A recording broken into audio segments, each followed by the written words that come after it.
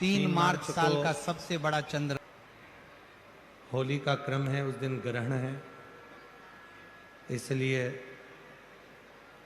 धुरंडी का जो कार्य है वो 4 मार्च को सभी लोग मनाएंगे।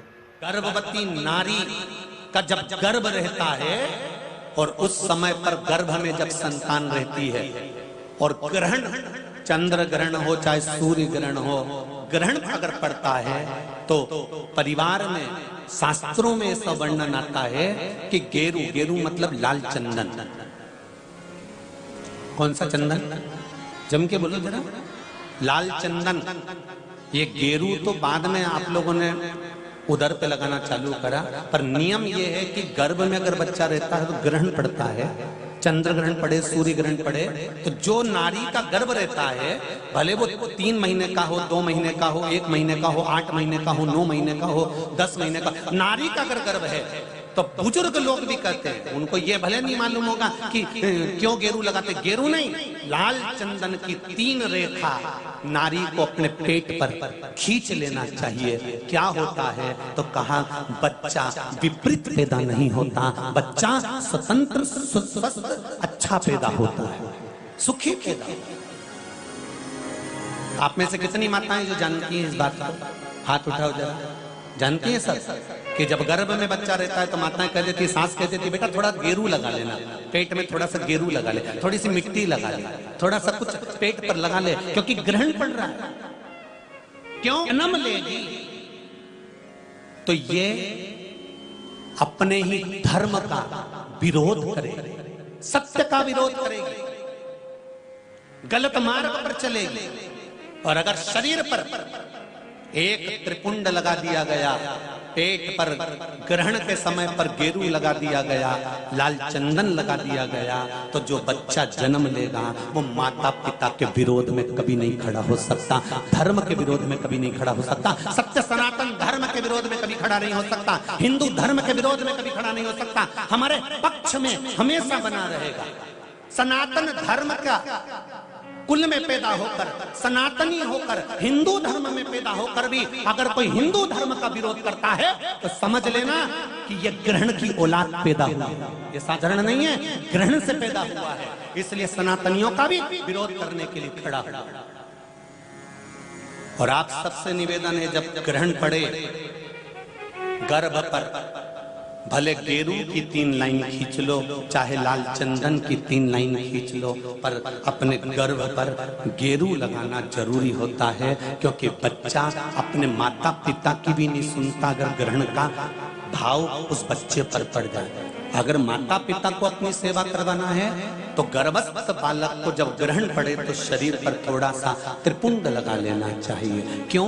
क्योंकि बुजुर्ग माँ बाप की जिंदगी खराब नहीं हो। कई कई बेटे ऐसे होते हैं माता पिता को नहीं गिनते, कई कई बेटे ऐसे होते हैं माँ बाप को 2 रोटी नहीं देते, वृद्धाश्रम में छोड़ आते हैं। समझ लो कि ये ग्रहण के पैदा हुए, ये नहीं।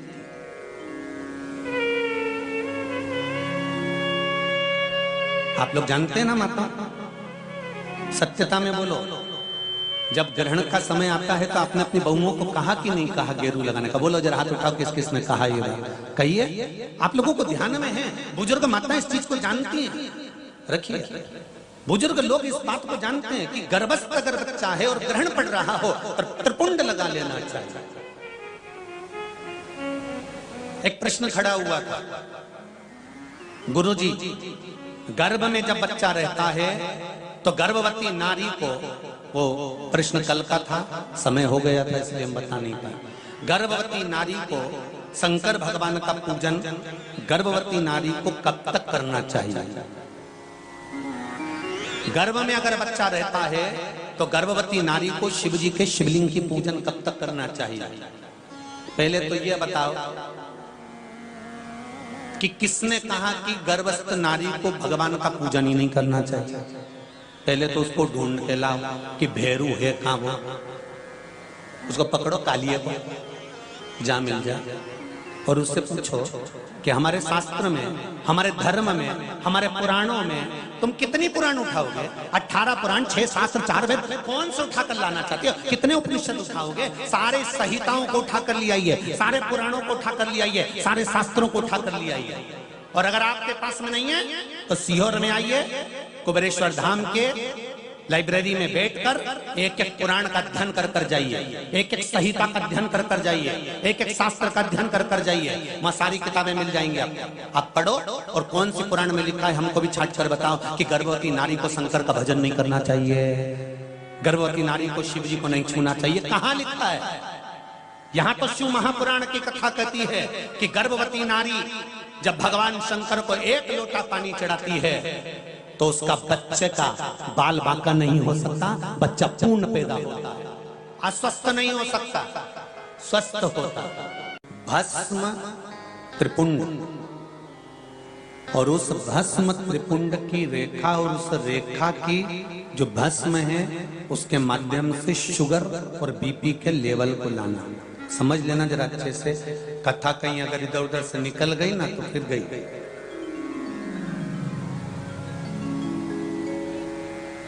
सती मैया को भोलेनाथ जी ने समझाया, बिठाया, कथा श्रवण करने के लिए बैठ गए।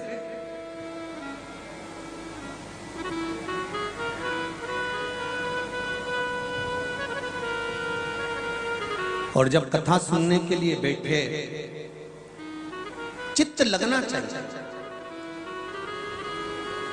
एक बात अपने जीवन में उतारिएगा थोड़ा सा।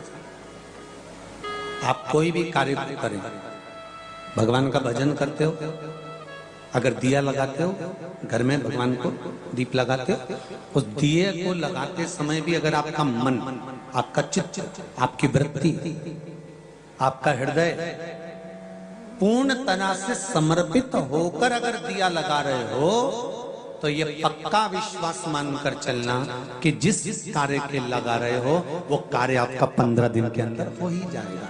अगर दिल से लगा रहे हो तो, लगा रहे हो तो। और यदि विश्वास रखकर दिया नहीं लगाया गया तो तुम जिंदगी भर दीप लगाओ, उसका कोई फल नहीं, पूरे जीवन दीप लगाओ, पूरे जीवन।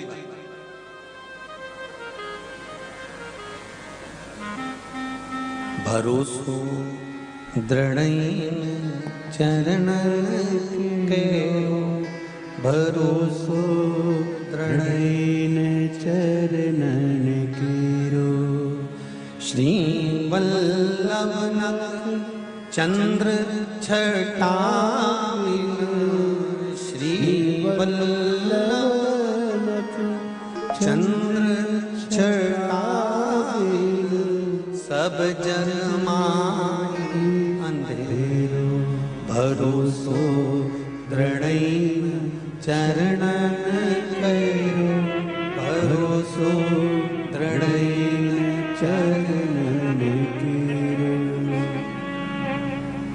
एक विश्वास, एक चावल का दाना भी अगर आप समर्पित कर रहे हो तो विश्वास। पंडाल में लाखों लोग बैठे हुए हैं और जितने कथा पंडाल में बैठे हैं उनसे भी लाखों लाखों करोड़ों लोग शिव महापुराण की कथा आस्था चैनल पर, फेसबुक और यूट्यूब पर श्रवण कर रहे हैं। उनसे निवेदन करूंगा, 1 लोटा पानी अगर शंकर भगवान को चढ़ा रहे हो, 1 चावल का दाना भी अगर आप शिव जी को चढ़ा रहे हो, 1 बेलपत्र भी अगर आप शंकर भगवान को समर्पित कर रहे हो, और 1 पुष्प की पंखड़ी भी आप शिव को दे रहे हो, तो ये शंकर कभी खाली नहीं जाने देता, इसका फल कभी ना कभी दे ही देता। वो शिव है, वो शंकर।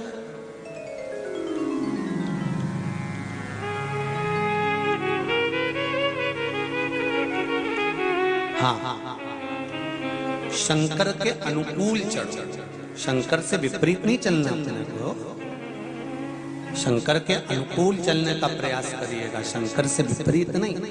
नंदी शंकर से एक बार विपरीत चल दिए थे। नंदी ने एक बार शिव जी का कहना नहीं माना था, तब भगवान शंकर ने कह दिया था, नंदी अभी तक तू मेरे साथ में मंदिर के अंदर रहता है, अब तू मंदिर के बाहर रहेगा। एक बार नंदी ने कहना नहीं माना था तो शंकर जी के मंदिर के बाहर नंदी हो गया, अंदर नहीं रहा। उसी तरह आप भगवान की भक्ति के अनुकूल चलते हो तो भगवान के हृदय में विराजमान, और भक्ति के अनुकूल नहीं चल पाते तो आप शिव भक्ति से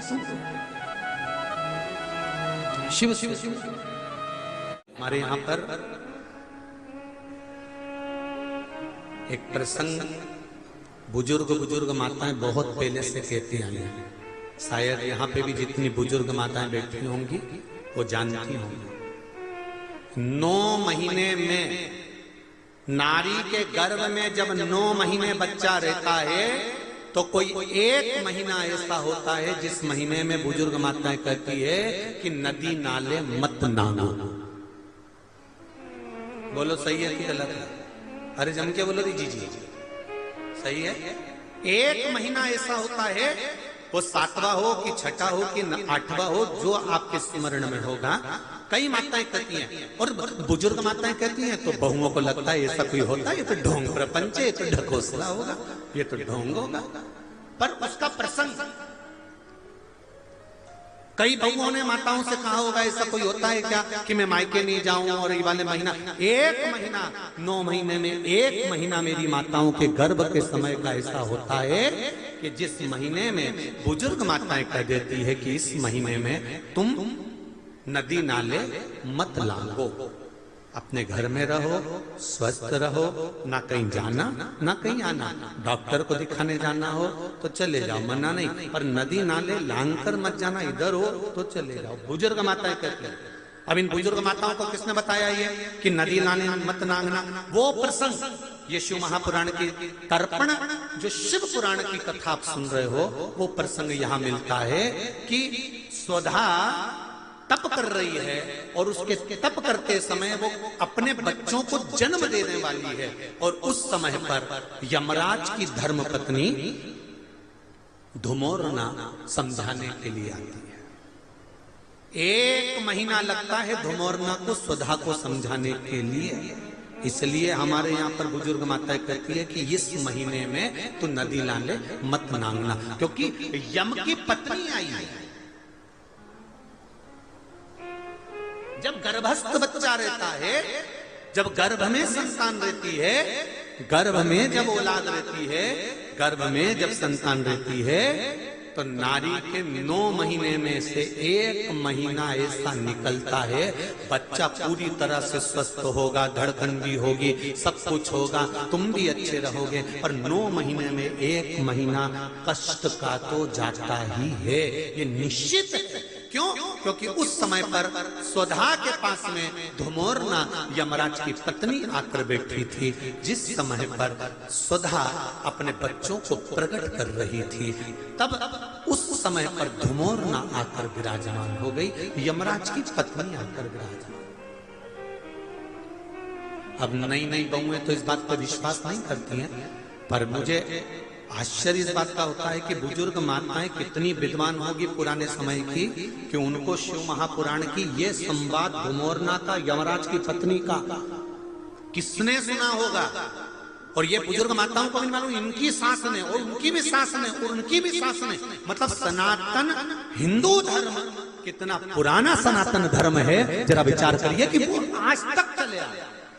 अब उसको लोग ढोंग के ले, ढकोसला के ले, चाहे कुछ के ले। अब ये तो अब यहाँ बैठकर आप लोगों को कुछ शिव पुराण के, कुछ स्कंद पुराण के, कुछ पद्म पुराण के, कुछ अग्नि पुराण के, कुछ नर्मदा पुराण के कुछ उपाय यहाँ से बता दिए जाते हैं। अब उसमें लोग हमें टोटका वाला महाराज कहें, चाहे जो महाराज के, उनकी मर्जी। आग लगे बस्ती में, शिवर वाला रहे मस्ती, अपने को क्या करना उसमें, वो जो बोले बोलता रहे। शिव महापुराण की कथा कहती है, जन्म के बच्चा जब जन्म लेता है, जन्म के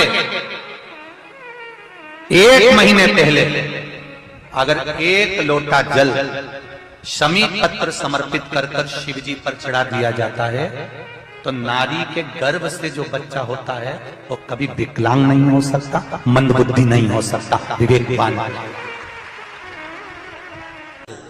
नारी के गर्भ में संतान जरूर कुछ परेशानी कुछ कष्ट जीवन में आने वाला है, हो सकता है मेरे बच्चे को शंका जो होती है उस समय पर भी स्वधा का स्मरण मूल हो जाता है, स्वधा का स्मरण मूल हो जाता है। हम तो कहेंगे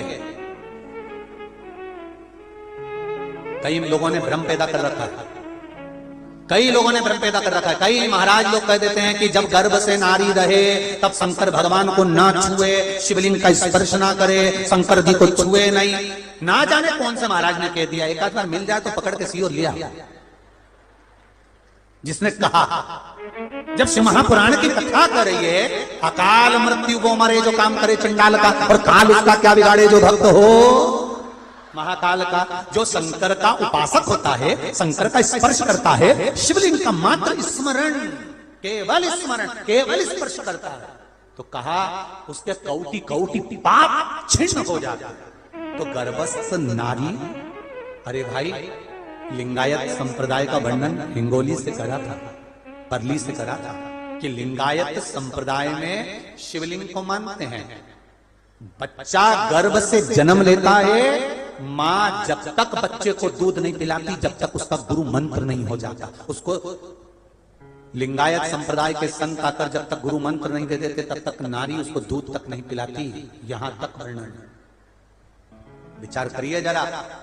तो फिर कौन ने कह दिया कि शंकर भगवान के शिवलिंग को छूना नहीं चाहिए, गर्भवती नारी को स्पर्श नहीं करना चाहिए? और कौन सी पुराण में लिखा है, कौन से शास्त्र में लिखा है? यहां शास्त्र कह रहा है, शिव महापुराण, स्कंद पुराण, लिंग पुराण, नर्मदा पुराण, पद्म पुराण वर्णन करती है। आप दिल से, हृदय से, चित्त से शंकर भगवान की आराधना कर सकते हो। हाँ, नारी अगर गर्भस्थ बालक है और उसको पत्र भी अगर वो चढ़ा रही है चावल के दाने के साथ, तो यह निश्चित है कि स्वधा उसके गर्भ की रक्षा करती है और बच्चा समाप्त नहीं हो सकता, ये निश्चित है। स्वधा तप करी, साधना करी, और तप साधना कर कर स्वधा के सम्मुख में 3 बेटियां प्रकट हो गई हैं। वो 3 बेटी है महाराज, 3 बेटियां प्रकट महाराज। मैना, धन्या और कला, ये 3 बेटियों का प्रागट्य सम्मुख में हो गया। आप देखेंगे कल की कथा में कि मैना, धन्या, कला, इन तीनों के नाम से जिसको स्वप्न में सांप दिखते हो, मरे हुए व्यक्ति नजर आते हो, या घर में बार बार घात आ रही होती है, तो पितरों की 3 लड़कियां मैना, धन्या और कला, इन तीनों के नाम से पीपल के पत्ते की बंदरवाल कैसे बांधी जाती है, जिससे घर में सांप भी नहीं निकलते, स्वप्न में सांप नहीं दिखते, और घर में कोई गलत कार्य नहीं होता। जैसे बच्चे गलत संगत की ओर नहीं जाते, मदिरापान, जुआ, वेश्यावृत्ति। 6:20 से लेकर शाम 6:47 तक रहेगा। सूतक में भोजन बनाना, पूजा करना वर्जित है। मानसिक जाप आप कर सकते हैं। भोजन सूतक के पहले बना